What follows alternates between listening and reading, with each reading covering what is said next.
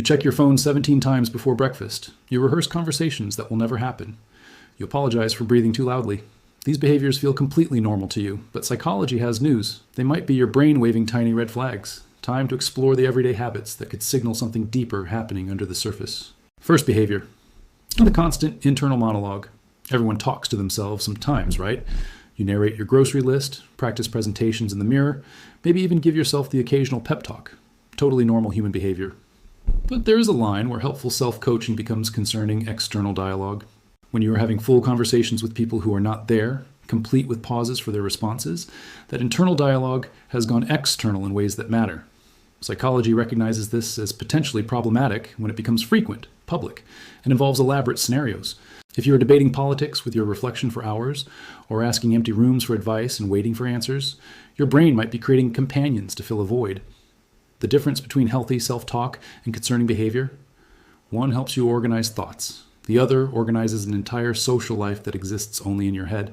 Second behavior, destroying your own body, one fingernail at a time. Nail biting seems harmless enough. Stressed about work? Chomp. Bored during a movie? Nibble away.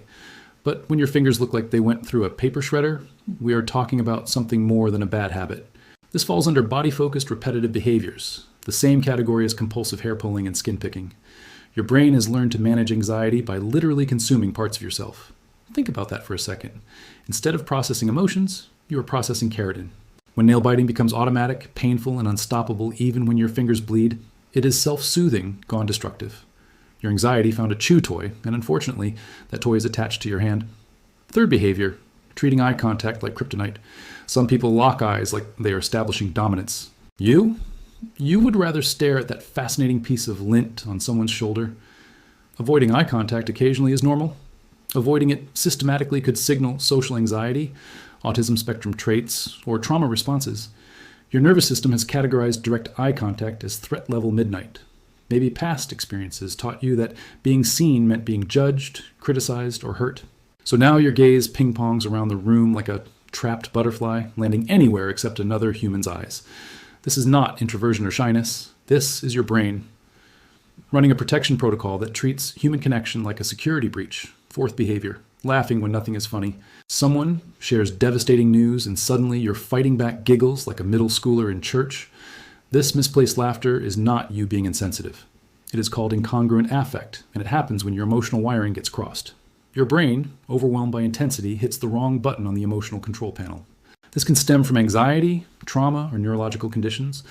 Basically, when emotions get too heavy, your brain panics and throws out whatever emotional response it can grab first, even if it is completely inappropriate. You're not finding humor in tragedy. Your nervous system is short-circuiting under pressure, and laughter is the random output. Fifth behavior, living in a constant audio bubble.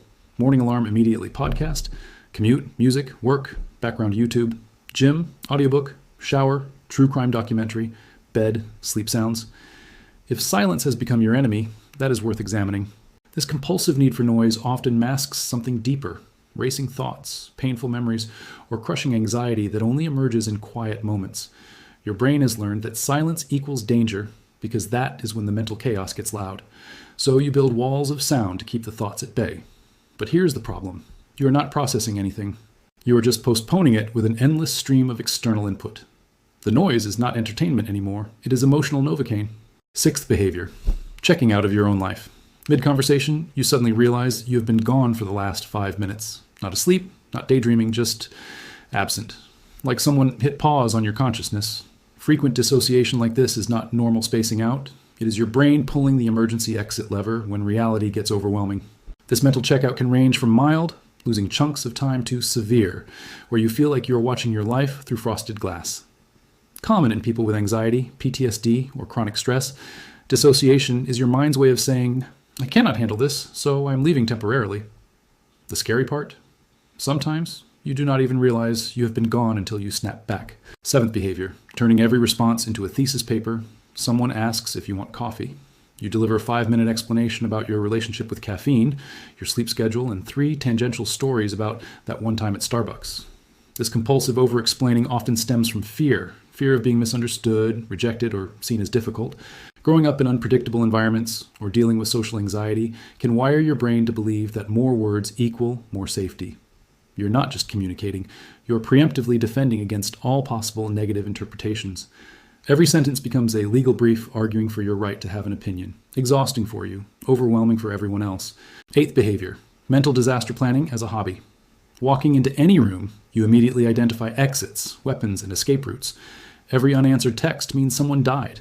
Every headache is probably cancer. This catastrophic thinking is not just pessimism, it is your brain stuck in threat assessment mode, constantly preparing for dangers that statistically will never happen. When anxiety runs the show, your imagination becomes a horror movie director, and you're stuck watching every possible worst-case scenario in vivid detail. You think you're being prepared, but really, you're just traumatizing yourself with fiction.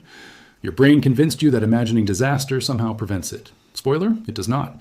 Ninth behavior, apologizing for your existence. Sorry for asking questions. Sorry for taking up space. Sorry someone else bumped into you. If apologies pour out of you like a broken faucet, you might be dealing with more than just good manners. Chronic over-apologizing often signals deep-seated shame, low self-worth, or past experiences where existing incorrectly meant punishment. You have internalized the belief that you are inherently wrong, so you apologize preemptively. It is not politeness, it is a survival strategy from a time when making yourself smaller meant staying safer. Now you apologize for things that do not require apology, sometimes for things that deserve thanks instead. You're not being considerate. You're negotiating for permission to exist. 10th behavior, the automatic I am fine response.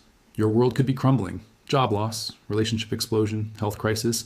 But ask how you are doing and out comes I am fine, like a programmed response. This reflexive emotional dishonesty often stems from learned behaviors around vulnerability. Somewhere along the way, you absorb the message that your struggles make you a burden. So you perform fine even when you are drowning. You smile through the chaos, nod through the pain, and slowly disconnect from your own emotional reality. The more you say, I am fine, the more you believe it, until you cannot even identify what you actually feel anymore. You become a walking advertisement for okayness while internally falling apart.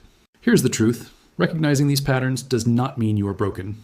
It means you are human, using imperfect tools to manage an imperfect world. These behaviors usually started as solutions. They helped you survive something, sometime. But when survival strategies become permanent lifestyle choices, that is when problems arise. Awareness changes everything.